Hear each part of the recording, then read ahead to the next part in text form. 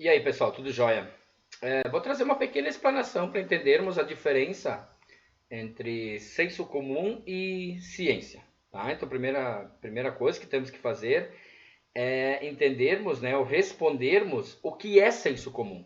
Tá? Então, ele surge aí a partir da observação e da repetição.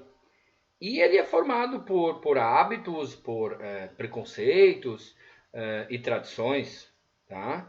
E ele não tem nenhuma comprovação, algum teste que garanta que algo seja verdade, né? E também ele é passado de geração para geração. E ele está presente aí no nosso dia a dia, né? Nós estamos nos utilizando do senso comum o tempo todo. Tá?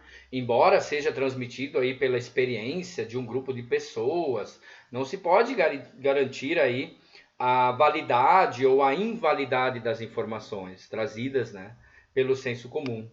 E o senso comum ele pode não estar ligado à religião, no entanto, tá? Ele é comparado a crenças, isso é extremamente importante, tá?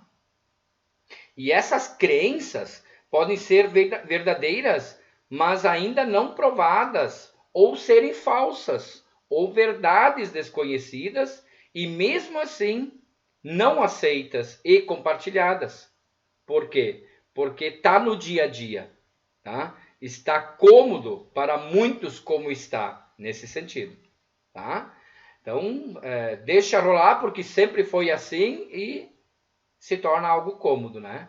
E muitas vezes o senso comum ele está vinculado ao ponto de vista do indivíduo, ou dá para se dizer assim que parte de um conhecimento específico e particular que pode não ser validado, tá? Correto ou não, se é verdade ou não, nós podemos afirmar que o senso comum não é tão confiável quanto o conhecimento, né, oriundo da ciência. No entanto, nós não podemos desconsiderá-lo.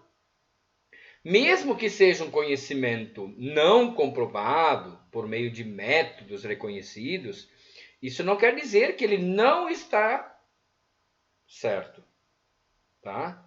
Por muitas coisas do senso comum, né, e muitas coisas do senso comum, né, elas ajudam a entender o dia a dia das pessoas, o nosso dia a dia. E podemos também com isso dizer que o senso comum vai depender muito das pessoas, o momento em que ele é concebido, né? E ele costuma ser sempre subjetivo e ele sempre, ou na maioria das vezes, ele envolve sentimentos, tá? Eu vou trazer aí, nesse sentido, alguns exemplos, então, né, de senso comum para entender melhor o conceito. Tá? Por exemplo, por muitos anos, consideramos, né, a sociedade humana, ela considerou que a Terra era como o centro do universo e dizíamos que vivíamos em um sistema geocêntrico, né? Cortar o cabelo, por exemplo, na lua crescente faz ele crescer mais rápido.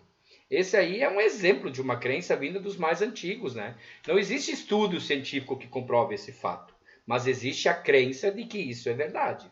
E muitas pessoas ainda o fazem. Tá? Passar por debaixo de uma escada, que dá azar, né? Quebrar um espelho, pular ondinhas na virada de ano, né? Será que funciona? Pelo senso comum, se tu tiver fé, né? Então vai dar certo, né? E aí nós podíamos aí ficar por horas, né? Buscando exemplos, tipo o planeta é plano. Aí nós temos que rir, né? É um conhecimento básico de senso comum de muitos séculos passados, né? E atualmente nós sabemos o seu formato, né? Ele é uma esfera, ponto final, né? Então, assim, vários exemplos aí que a gente poderia trazer de senso comum, né? Em resumo, né, a gente pode trazer até umas características, então, assim, do senso comum, né? Por exemplo, umas características assim, o senso comum ele é transmitido de geração para geração, tá? Ele é subjetivo, então, e reflete sentimentos e opiniões pessoais, na sua maior parte. Considera experiências do cotidiano, e aí essas experiências muito sempre, não digo munidas, mas os valores, né, de cada um sempre muito presentes nessas experiências, né? O senso comum também ele é um aprendizado extremamente informal, né? A gente traz essa questão de passa de geração para geração, ele acaba sendo um conhecimento, né? Um aprendizado informal, não vem por instituições, né? E ele expressa uma avaliação é, qualitativa sempre, né? Nesse sentido, o senso comum. E aí, em contrapartida disso, como eu tinha falado no início, trazer também a ideia do que é o conhecimento científico, né?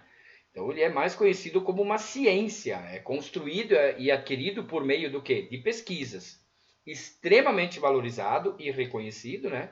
Então o conhecimento científico ele tem que ser comprovado a partir de experimentos e procedimentos de verificação, tá? Então uma pesquisa científica ela gera conclusões que foram testadas e devem tomar então os métodos e resultados públicos para uma possível reaplicação, sempre nesse sentido, tá?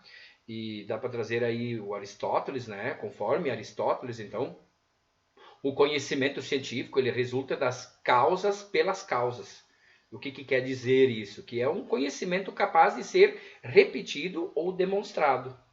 Então, as teorias construídas, elas precisam descrever de forma completa um conjunto aí de fenômenos e, por último, precisam disponibilizar uma conclusão sobre os fatos que foram propostos. E é por isso que o conhecimento científico ele exige que seus resultados sejam comprovados de forma quantitativa, o que ajuda a entender por que os fenômenos existem ou eles acontecem. Tá? Não depende apenas de observação, nem de experiências individuais. O conhecimento científico ele é objetivo e ele costuma usar linguagem bem rabuscada, né? Difícil, assim, muitas vezes de ser entendido. E com isso a ciência acaba se opondo aí ao senso comum, pela necessidade, então, de comprovação de teorias oriundas de estudos e de pesquisas. E mesmo sendo comprovado, né, é um conhecimento provisório, visto então que ao ser testado com frequência pode ser também reformulado, né? Pois na ciência não existem verdades absolutas e definitivas. Sempre tem possibilidade de avançar e criar novas e diferentes verdades, né?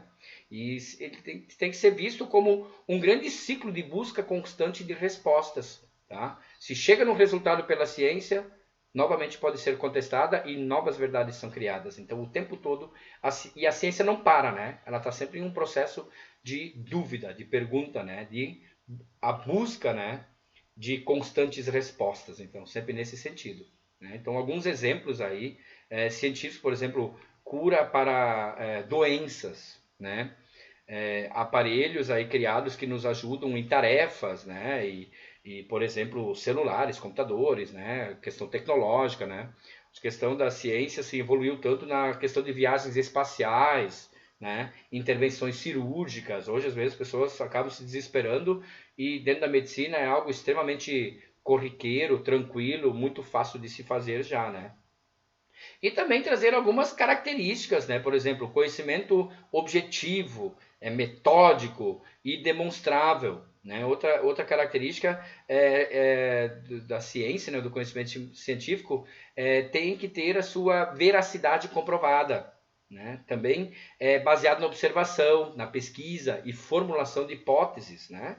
E se destina aí também a decifrar processos de uma ideia ou teoria usando métodos científicos. E também não vamos esquecer, né? Até a Idade Média, a religião era quem determinava o que era verdade. E era quem possuía todas as explicações sobre todos os fenômenos. E aí, como a gente também sabe, muita coisa era limitada, né?